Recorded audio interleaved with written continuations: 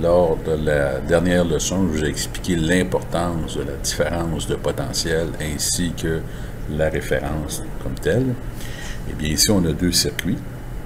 Vous avez un circuit qui commande du côté positif le témoin lumineux qui est ici, et ici, il commande du côté négatif. Donc, peu importe de quel sens on commande le témoin lumineux, eh bien, celui-ci va fonctionner normalement. Voilà. Au niveau des mesures, eh bien, on a souvent référence sur le négatif. On prend la référence ici, on met la sonde noire, on appuie, on obtient 24 volts. Dans le cas ici, par défaut, souvent, on est installé sur le négatif de votre batterie.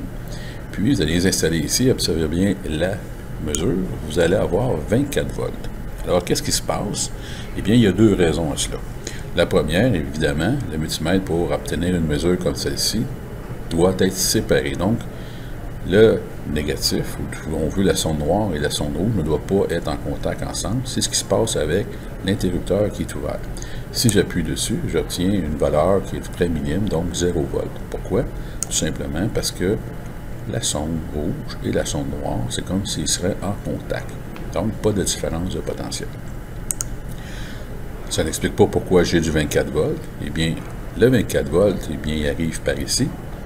Et comme le témoin lumineux est en bon état, eh bien, celui-ci laisse passer la tension et votre multimètre, qui est très sensible, mesure cette tension.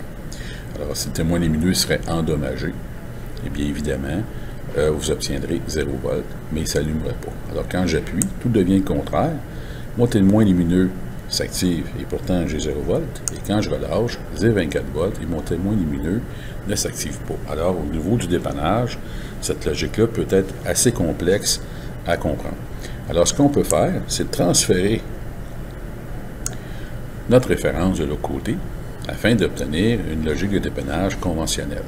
Alors, si j'appuie sur le bouton S2, j'obtiens 24, je relâche, j'ai 0, et de l'autre côté, j'obtiens 24, et je relâche, j'ai 0 volts.